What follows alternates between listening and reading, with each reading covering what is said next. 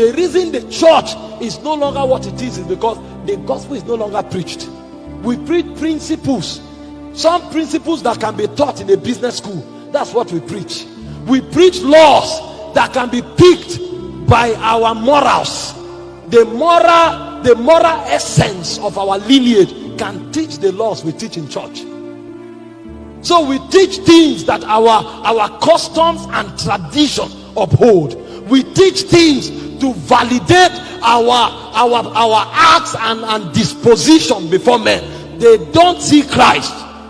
You know all the laws of honor. You know all the laws of giving. You know all the laws that makes a man prosper. How come you have not seen Jesus to be like him? How come you are different in church and then you are somebody else in church and you are a different person in the market? How come when you are at home you are no longer the pious and sanctimonious person in church? Because when you came to church you knew how to follow the cliche. When you want to stop and bring people back to conform to God, all you need to do is to show them Christ. I tell you, warnings, threats cannot make people transform. The Bible said in Romans 1:28, it said, because you have not retained his knowledge. He said God gave them unto a reprobate mind, and they began to paint all the works of the flesh. When he reached verse 32, that was the scripture that scared my life. He said, even though these ones know that God is not only angry with those who do these things, he said they don't only do it, they take pleasure in those who do it. So you see a man, somebody is misbehaving and is hailing him, and when you check, his name is Nathaniel, his name is Matthew, his name is Christian. When you stand for truth, it is Christian that will fight you and say, oh, now they do too much. One, that they overdo. Somebody does something wrong, you want to speak, he say no. You go somewhere, you want to preach, you say, oh boy, take a easy now. Now only you be Christian here. Because we are not shown Jesus, so we can't pick the burdens in the heart of God. We can't pick the mandate. We can't pick the promptings of the Spirit. All we know are the things that we can pick from the Word. The day we begin to see Christ, we become like him. And that is when the church will be recovered, because the church is the image of the invincible God. The day Christ begins to be dished in our messages and men begin to eat it, that's the day the life of God will mantle us. This is why a brother or a sister can watch a movie for 10 hours, but when he carries his Bible to read, after 10 minutes he begins to sleep. The life of God is not strong in his spirit. He is fed with garbage. When he begins to eat the life of God, a day comes when he may return from his work tired. The moment he says, Father, he ascends into the Spirit, because the energy he will be working with is a different energy. This is superior to a car. This is superior to a promotion in an office. This is stepping into your rank as a son. So you can work from morning till night, but when you get home and you take a shower, you are tired, and then you just begin to walk.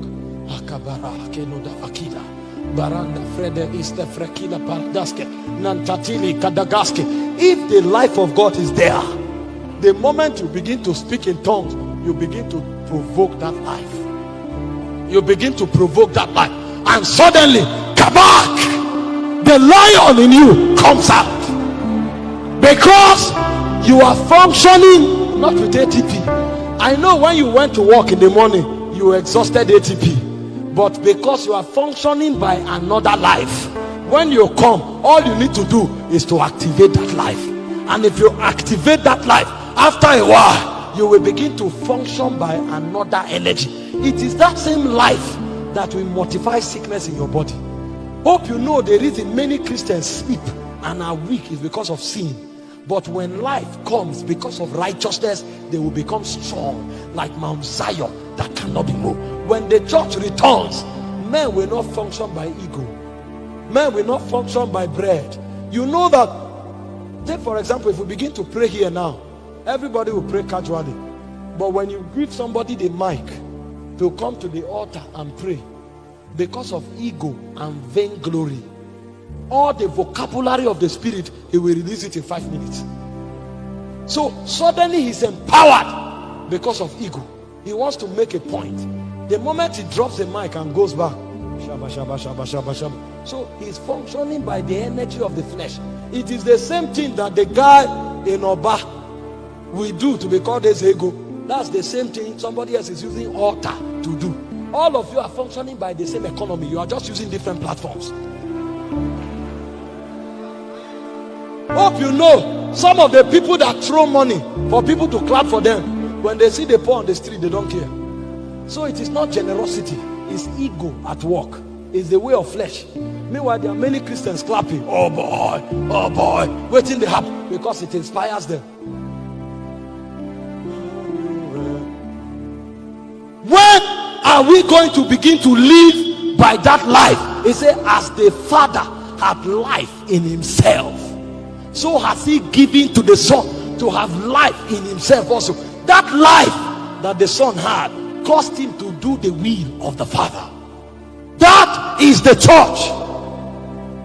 It's not a church that cannot help the brother who is in need, but he will give partnership so that at the end of the year, when they are giving partnership award, he will be number 10. It's all about men. It's all about applause. The life of God is not there.